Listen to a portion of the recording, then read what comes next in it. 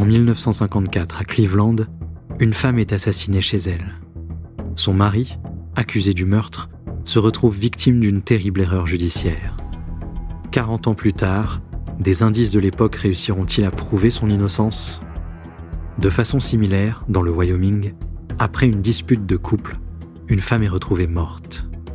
Des années après la condamnation de son petit ami, la piste du suicide est privilégiée.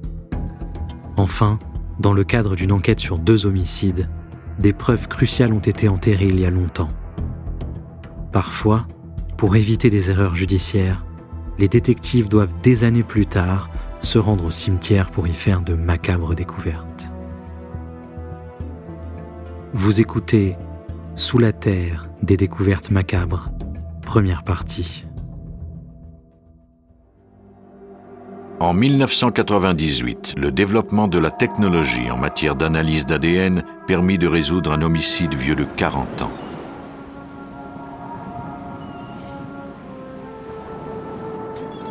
À l'aube du 4 juillet 1954, le docteur Sam Shepard reprit connaissance sur la rive du lac Erie à Bay Village, dans l'Ohio. Les événements qui venaient de se produire lui revinrent en mémoire comme un cauchemar. Craignant le pire, il rentra à la maison où il vivait avec sa femme Marilyn et leur jeune fils Sam. Dans la chambre, sa femme était étendue par terre, battue à mort. Elle était enceinte de 4 mois.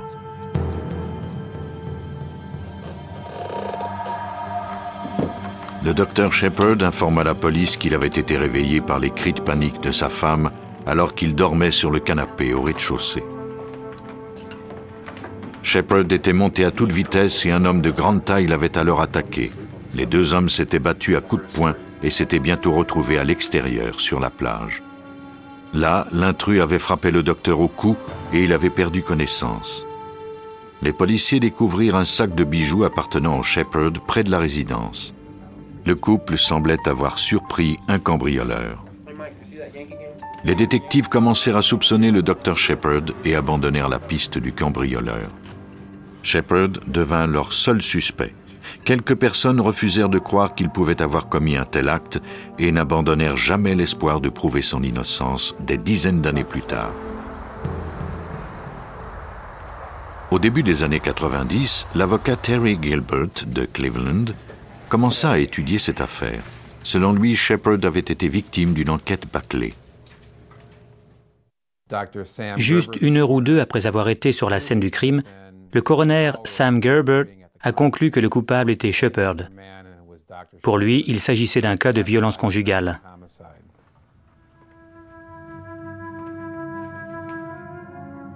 Il y avait une traînée de sang d'environ 60 gouttes dans la maison. On vérifia si le sang était humain. À cette époque, il n'était pas possible d'en savoir plus. L'analyse de l'ADN n'existait pas encore. Certaines taches de sang qui se trouvaient sur les marches de l'escalier de la cave ne furent même pas recueillies. Comme Shepard n'avait pas saigné, les enquêteurs présumèrent que les gouttes provenaient de l'arme du crime qu'il devait tenir dans sa main. On ne tint pas non plus compte des marques sur la porte qui menait à la cave. Ces marques pouvaient être importantes. Malgré tous ces indices qui laissaient croire à la présence d'un intrus, le docteur Shepard fut arrêté pour le meurtre de sa femme. Le coroner organisa une enquête publique. On interrogea Shepard en direct à la télévision, sans même la présence de son avocat. Les médias se sont emparés de cette affaire comme seule la presse à sensation sait le faire. Le rédacteur en chef, Louis Seltzer, du Cleveland Press, écrivait des articles tous les jours à propos de l'affaire Shepard. Il écrivait « Pourquoi n'est-il pas inculpé ? Pourquoi n'est-il pas déjà en prison ?»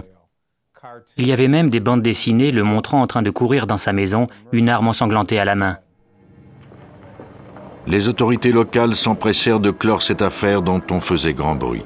Le procès commença 2 mois seulement après l'arrestation de Shepard. Le sang découvert dans la résidence était bien humain. Le coroner en conclut qu'il provenait de la victime. Le procureur déclara que le docteur s'était fait une fausse blessure au cou. On présenta également le sac de bijoux comme faisant partie d'un coup monté. La façon dont le procès a été mené était une véritable parodie de la justice. Il a tout de suite été jugé coupable. Il avait perdu d'avance. Il n'avait aucune chance. Shepherd fut condamné à 35 ans de prison. Mais les membres de sa famille refusèrent d'abandonner le combat. Un mois après son inculpation, ils firent appel à l'expert légiste Leland Kirk afin que ce dernier examine les éclaboussures de sang dans la maison. Son analyse de plusieurs taches de la chambre à coucher contredisait les arguments de la poursuite. 2 grosses taches rondes, plus grosses que les éclaboussures de la chambre à coucher, retinrent l'attention des experts. Leur grosseur, leur forme indiquaient qu'elles provenaient d'une blessure par perforation. Peut-être la victime avait-elle mordu son assaillant. Selon Kirk, il était évident qu'une 3e personne s'était trouvée sur la scène. Mais la cour ne voulut rien entendre.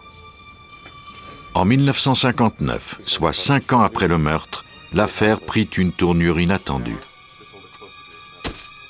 Un homme à tout faire du nom de Richard Eberling fut arrêté pour le cambriolage d'une résidence où il travaillait. Parmi ses affaires se trouvait une des bagues à diamants de Marilyn Shepherd.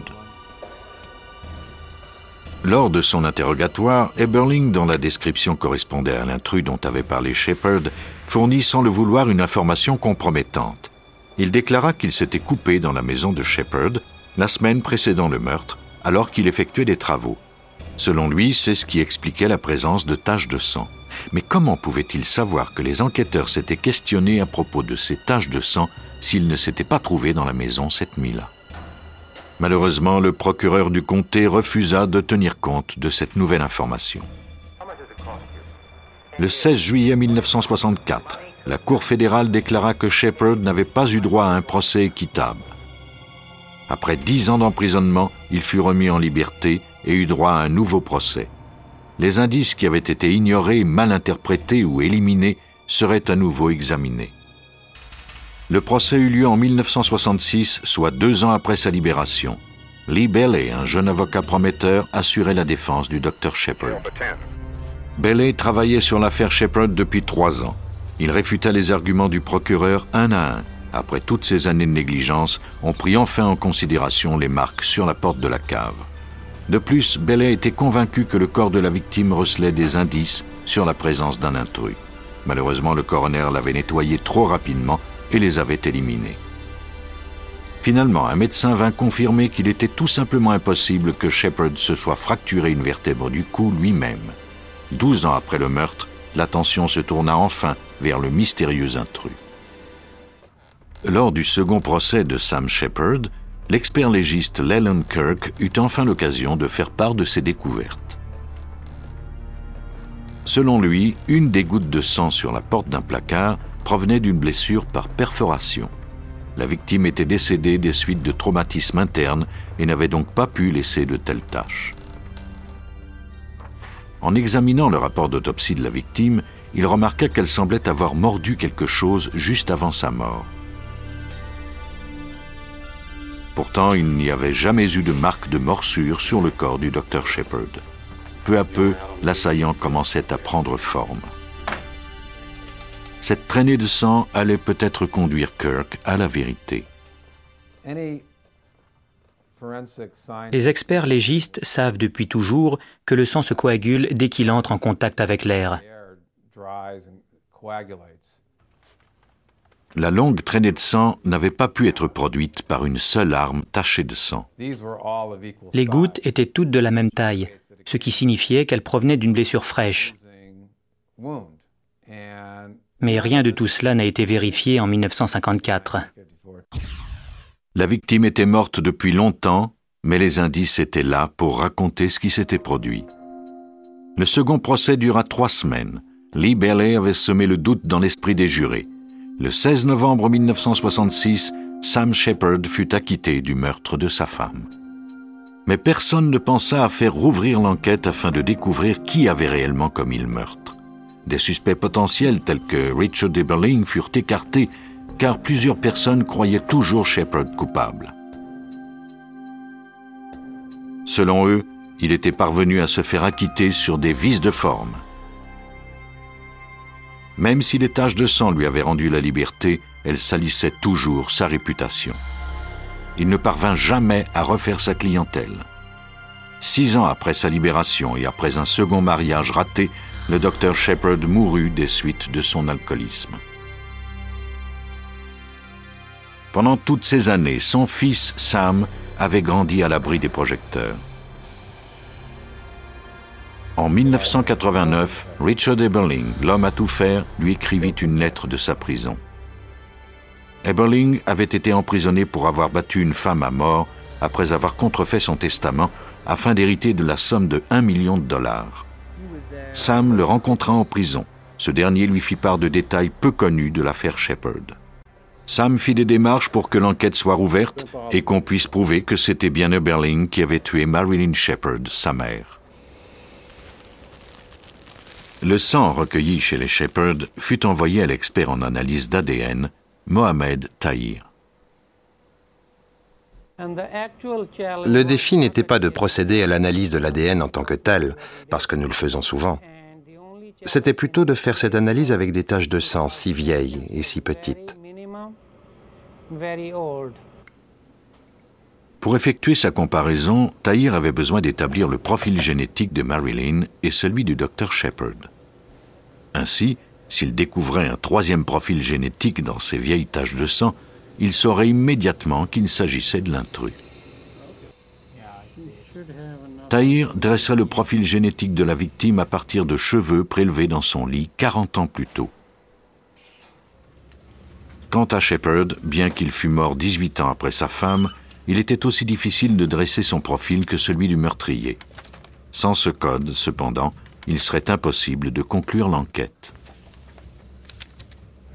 Il avait été pourchassé et accusé pendant toutes ces années et l'on devait encore malgré tout le déranger. En 1996, on autorisa enfin l'exhumation de son corps. Sur sa pierre tombale étaient gravées les lettres VQP, première lettre d'une locution latine qui signifie « La victoire appartient à celui qui est tenace ». Après presque 50 ans, le Dr Shepherd serait peut-être enfin lavé de tout soupçon. Tahir parvint à extraire l'ADN de Shepherd à partir d'une de ses dents, après 24 années dans la tombe. Il devait maintenant comparer les éléments de preuve recueillis sur la scène. Il procéda à l'analyse des pantalons tachés de sang que Shepherd portait le jour du meurtre.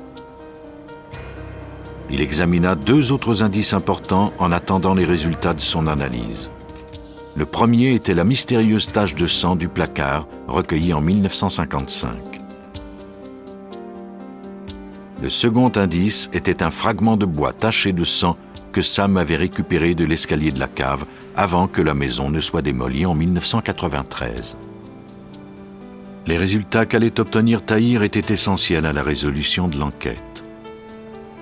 Il découvrit qu'il y avait bien l'ADN d'une troisième personne dans les taches. Ce n'était ni celui du Dr Shepherd, ni celui de la victime. L'intrus n'était plus le seul fruit de l'imagination du Dr Shepherd. Il était bien fait de chair et de sang. Mais qui était-il? L'avocat Terry Gilbert savait exactement par où commencer ses recherches. Richard Eberling dut fournir un échantillon de sang afin que la comparaison puisse être effectuée. Selon l'analyse de Tahir, on ne pouvait exclure la possibilité que le sang des pantalons et du fragment de bois soit celui du prisonnier. Les résultats indiquaient qu'il y avait une chance sur 16 000 que le sang soit celui de Eberling. Mais ce n'était pas encore suffisant. Pour procéder à une accusation, la Cour exigeait que les probabilités atteignent au moins une chance sur 1 million. De plus, lorsque Eberling apprit qu'on tentait de prouver que le sang de l'escalier était le sien, il rappela aux enquêteurs qu'il s'était coupé dans la maison des Shepherd la semaine précédant le meurtre. Eberling savait très bien que personne ne pourrait le contredire après 40 ans. Les tests d'ADN n'avaient pas permis de connaître l'identité du meurtrier. Il semblait bien que même le temps conspirait à empêcher que le nom de l'intrus ne soit découvert. La plupart des personnes impliquées dans l'affaire étaient décédées. une agence de détectives privés accepta de retracer des témoins survivants. Après plusieurs mois de recherche, on retrouva 2 hommes à tout faire qui avaient connu Richard Eberling, Vern Lund et Ed Wilbert. Ces derniers se rappelaient que Marilyn Shepard avait déjà surpris Eberling en train de lui voler des objets de valeur. Eberling disposait donc d'un mobile. Les 2 hommes se rappelaient aussi un autre détail. La semaine avant le meurtre, Eberling avait été malade. Il était donc impossible qu'il se soit blessé dans la maison comme il le déclarait. Son alibi ne tenait plus. À l'aide de tous les indices recueillis, on pouvait enfin reconstituer les événements de cette nuit tragique.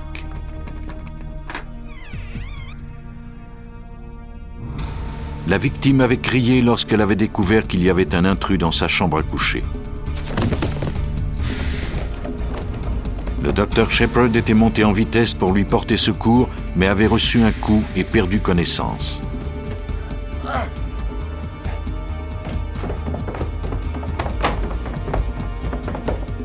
L'intrus avait alors tenté de poursuivre son cambriolage, mais avait laissé des traces de sang partout dans la résidence. Shepard avait rattrapé l'homme et il s'était à nouveau battu jusqu'à la plage. C'est au cours de cette lutte que Shepard avait eu la vertèbre du cou fracturée. Mais cet os cassé n'était rien en comparaison avec les vies détruites par le cambrioleur. Il faudrait 40 ans à la science pour assembler tous les éléments de cette enquête. En 1996, nous avons recueilli une centaine d'indices. Terry Gilbert, avocat. Ces éléments de preuve prouvaient que Shepard n'avait pas commis le meurtre et pointaient dans la direction de Richard Eberling. Eberling a gardé son secret jusqu'à la fin. Il est mort en juillet 1998. Les indices légistes révèlent des informations aux experts qui savent les analyser. L'identité formelle du tueur de Marilyn Shepard n'a jamais été démontrée. Mais grâce à un examen approfondi des indices, le fils du docteur Shepard a tout de même pu faire la preuve de l'innocence de son père. Sur la scène d'un crime, il ne faut jamais tirer de conclusions hâtives. Les détectives doivent toujours présumer que les suspects sont innocents jusqu'à preuve du contraire. Le 6 juillet 1984, le bureau du shérif de Platte County, au Wyoming, reçut l'appel angoissé de Martin Frias. Dans un mélange d'espagnol et d'anglais, il déclara à la police qu'une fusillade avait eu lieu. Frias était incapable d'expliquer à la police comment se rendre chez lui. On lui donna donc rendez-vous dans un café qu'il connaissait dans le village voisin de Wheatland. Frias conduisit les agents à la roulotte où il vivait avec sa petite amie Ernestine Perea. Une scène d'horreur les y attendait. Le corps de Perea gisait sur le sol. Elle avait une blessure à l'abdomen. Le fusil Magnum 300 de Frias se trouvait juste à côté du corps. La police découvrit 2 fragments de balles qui s'étaient fichés dans le mur couvert de sang derrière le corps. Frias déclara qu'il avait entendu un bruit étouffé juste avant d'aller au lit. Il pensait que Perea, en colère, avait lancé une chaussure et il s'était endormi. Quelques heures plus tard, il se réveillait pour découvrir le corps de son ami. C'est ainsi que se terminait leur relation orageuse. Tout semblait indiquer qu'elle s'était suicidée. Les détectives donnèrent congé à Frias après l'avoir interrogé. Le coroner examina ensuite le corps de la victime. Il y avait une petite blessure dans la région lombaire. La balle semblait être entrée par là. La police croyait peu probable que la victime se soit tiré une balle dans le dos. Cela signifiait donc qu'il s'agissait d'un homicide. 4 jours après la mort d'Ernestine Perea, Martin Frias fut arrêté et accusé du meurtre de sa petite amie. L'avocat de Frias, Robert Moxley, était convaincu dès le départ de l'innocence de son client. Lorsqu'elle a été tuée, les policiers ne savaient pas que la balle était entrée par le dos. Pourtant, ils ont rendu la liberté à Frias. Il n'avait pas de contact réel avec les gens du coin. Cela faisait longtemps qu'il habitait là, mais il était entré illégalement au pays. Il aurait pu repartir au Mexique et disparaître à jamais.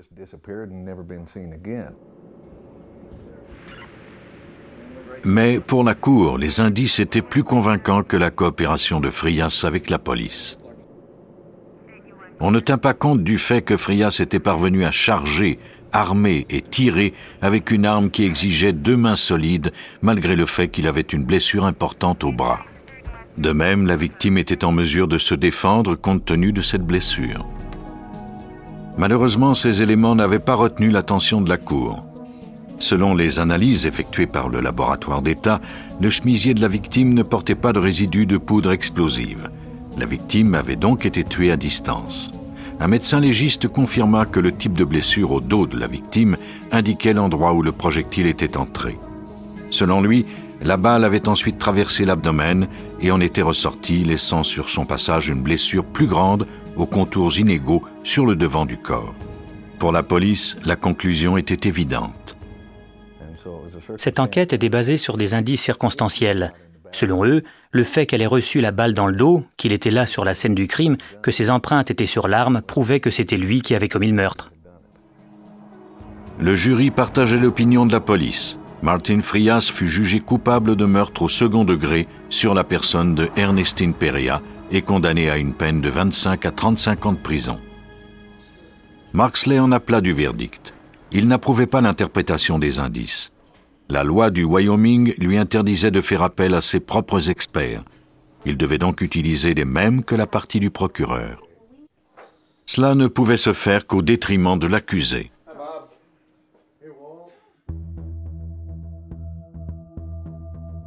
Vous venez d'écouter Police Scientifique. Si vous avez aimé ce podcast, vous pouvez vous abonner sur votre plateforme de podcast préférée et suivre Initial Studio sur les réseaux sociaux. Cet épisode a été écrit par Steve Zorn et Robert Whitehill. Il a été réalisé par Suzanne Mann. Police Scientifique est un podcast coproduit par Initial Studio et New Dominion Pictures, adapté de la série documentaire audiovisuelle New Detectives, produite par New Dominion Pictures. Production exécutive du podcast, Initial Studio. Production éditoriale, Sarah Koskiewicz et Astrid Verdun, assistée de Sidonie Cotier. Montage, Johanna Lalonde, avec la voix de Benjamin Septemours.